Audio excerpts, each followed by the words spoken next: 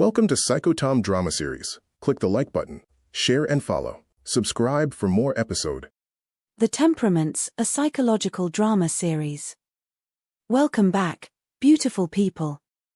Today's episode is special. Dr. Tom is hosting a community workshop on temperament, and our 4 heroes are attending. Get ready for self-discovery, denial, breakthroughs, and maybe some tears. Let's go. Good morning, everyone. Thank you for joining me today. My name is Dr. Tom, and I'm a psychologist specializing in personality and temperament. Today, we're going to explore one of the oldest and most useful frameworks for understanding human behavior, the 4 temperaments. The room is full. About 30 people, all ages, all backgrounds. In the front row, we spot our 4 heroes. Kofi-san is chatting with the person next to him. Kwame Cho is checking his watch. Ngozi Mel has a notebook ready. Peter Flegg is sitting quietly, observing. Before we begin, I want you to know something important. The temperament test you're about to take is not a judgment. It's not about good or bad. It's simply a mirror. It shows you what you already are. And once you see yourself clearly, you can draw your own map for growth. Excuse me, Dr. Tom. Quick question. Yes. Is this like a horoscope thing? Because I'm a Sagittarius, and that's never been accurate. A few people laugh. Kwame Cho shakes his head. Great question. No, this is not astrology. Temperament theory has roots in ancient Greek medicine, but modern psychology has validated many of its core principles. We're not predicting your future. We're describing your tendencies. Okay. I'm in. Wonderful. Now, everyone please take out the questionnaire I gave you. There are 40 questions. Answer honestly. Don't think too hard. Go with your gut. You have 15 minutes. The room goes quiet. Pencils scratch on paper. Let's peek at what our heroes are doing. Question 1. Do you enjoy being the center of attention? Well, obviously yes. Question 2. Do you often start things but struggle to finish them? I mean, sometimes. Okay, yes. Question 3. Do you talk more than you listen? Is that a trick question? Meanwhile, Kwame Cho is flying through the test. Question 10. Do you get impatient when things move slowly? Who doesn't? Question 11. Do you prefer to lead rather than follow? Of course. Question 12. Do you struggle to show vulnerability? I don't struggle. I just choose not to. Next. Ngozi Mel is taking her time, analyzing each question carefully. Question 20. Do you often replay conversations in your head? Yes. Question 21. Do you set very high standards for yourself? Yes. Question 22. Do you worry about things that might go wrong? Does anyone not worry? Wait, what if I'm answering wrong? What if this test is judging me? What if? And Peter Flegg is answering calmly, steadily. Question 30. Do you avoid confrontation even when you disagree? Yes. Question 31. Do you prefer routine over change? Yes. Question 32. Do others sometimes describe you as too passive? I suppose they do. Time. Please put your pencils down. Now, I'm going to walk you through how to score your test. Add up your answers in each category. The category with the highest score is likely your primary temperament. The second highest is your secondary temperament. Excitement fills the room. People start calculating. And the results are coming in. I got sanguine. High sanguine. With a little bit of choleric secondary. Huh.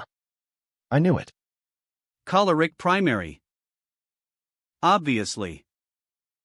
Secondary is melancholic? That can't be right. Melancholic primary. Phlegmatic secondary. That actually makes sense. Phlegmatic primary. Melancholic secondary. I'm not surprised. Now, let's discuss what these results mean. I want to start by reading some of the strengths and weaknesses of each type. And I want you to notice your reaction. Do you feel seen? Do you feel defensive? Both reactions are valuable information. Dr. Tom pulls up a presentation on the screen. Let's start with sanguine.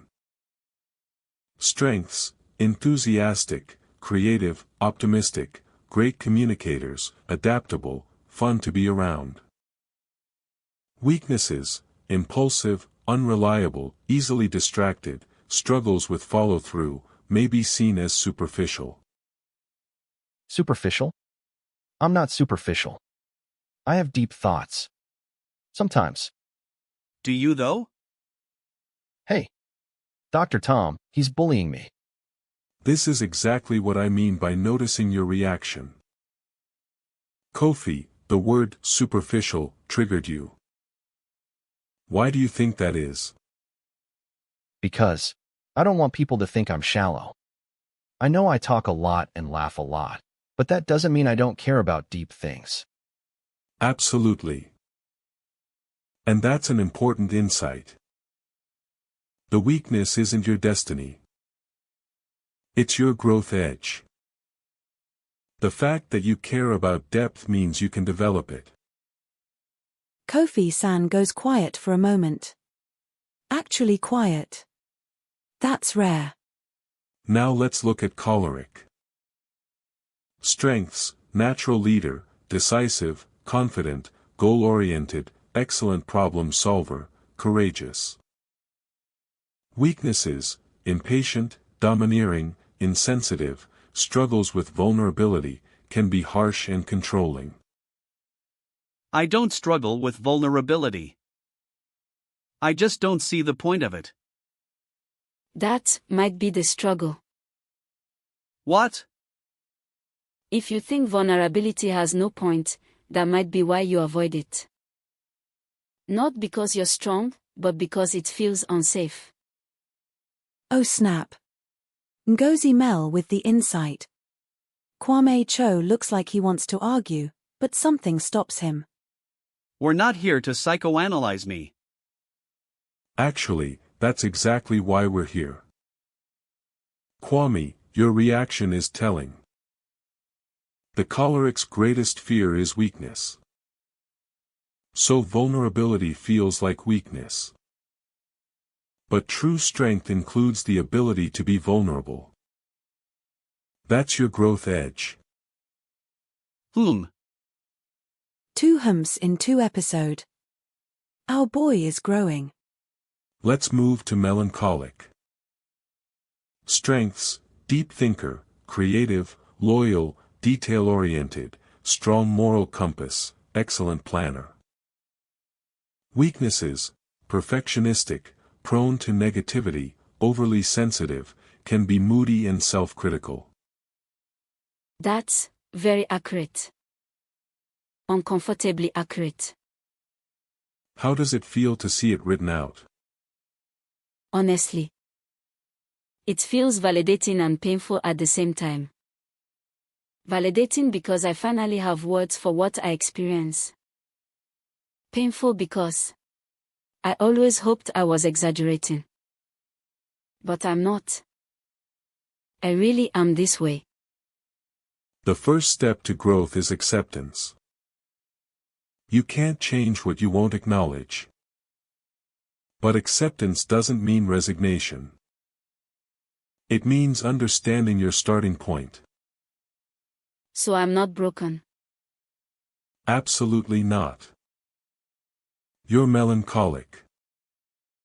And the world needs melancholics. Your depth, your attention to detail, your sensitivity, these are gifts. The challenge is learning to carry those gifts without being crushed by them. Ngozi Mel wipes a tear from her eye. Peter Flegg notices and gently places a hand on her shoulder. Silent support. Classic phlegmatic. Finally, let's look at phlegmatic.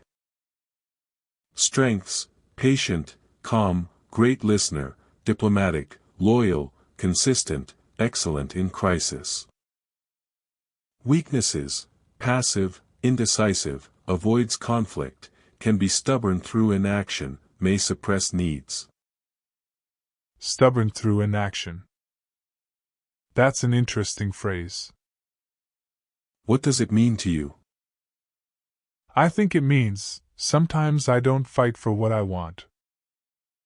I just wait and hope things work out. And if they don't, I tell myself I didn't want them anyway. But maybe I did. Maybe I just didn't fight. That's profound self-awareness, Peter. The phlegmatic's challenge is learning that peace isn't always about avoiding conflict. Sometimes peace requires you to stand up and speak. That's terrifying. Growth often is.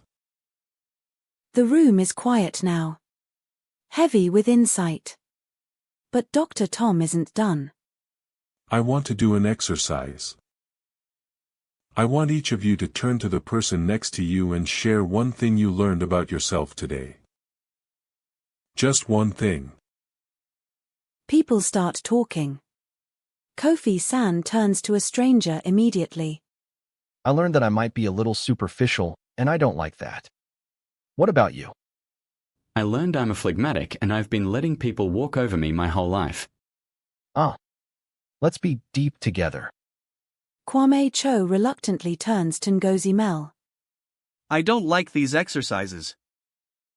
I know. But what did you learn? Fine. I learned that I might avoid vulnerability because it feels like weakness. But apparently, that's not strength. Happy? Actually, yes. That's a big admission. Don't get used to it. Peter Flegg shares with a young woman next to him. I learned that my peacefulness might actually be fear. I don't know what to do with that yet. I learned that my anger isn't just anger. It's passion that needs direction. We're all figuring it out. Wonderful. Now, I want to leave you with this: the temperament test is a mirror. It shows you what you are. But it's not a box. It doesn't limit you. Once you see yourself clearly, you can draw your own map. You can decide where you want to go. You can develop your weaknesses without abandoning your strengths. You can become the best version of who you already are. So we're not stuck? You're never stuck, Kofi. You're just starting. The workshop ends. People start leaving, talking, sharing phone numbers. Our 4 heroes gather in a corner. Well, that was intense. I feel like I need to lie down for a week. It was useful. I'll admit that. I'm glad we came. So what do we do now? I think we keep learning. Keep growing. Keep challenging ourselves. And keep each other accountable. Look at us. For different people, for different temperaments. But we're on this journey together. I like that. Group hug? Absolutely not. Fine, fine. Emotional support from a distance. I respect it. The four friends walk out together.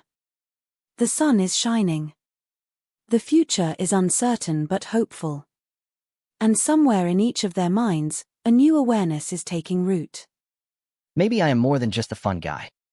Maybe there's depth in me waiting to be found. Maybe vulnerability isn't weakness. Maybe it takes more strength than I realized. Maybe my sensitivity isn't a flaw. Maybe it's my superpower, if I can learn to wield it. Maybe peace isn't about silence. Maybe it's about finding my voice. What our four friends experience today is what psychologists call self-awareness. The ability to see yourself clearly, including your strengths and your weaknesses. Self-awareness is the foundation of emotional intelligence. And emotional intelligence is the key to better relationships, better work performance, and a better life. But self-awareness alone isn't enough.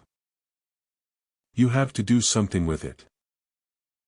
You have to take action. In the coming episodes, we'll watch Kofi, Kwame, Ngozi, and Peter face real-life challenges that test their temperaments. We'll see them succeed. We'll see them fail. And we'll see them grow. Because growth isn't about becoming someone else.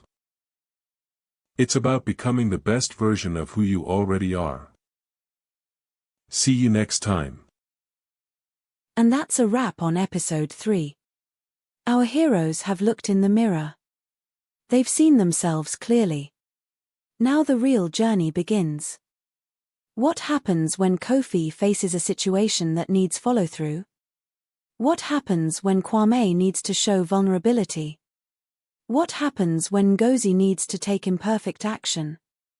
What happens when Peter needs to fight? Stick around, friends. It's about to get real. See you in the next episode. Thanks for watching. Like, share, and follow us. Subscribe for more episodes.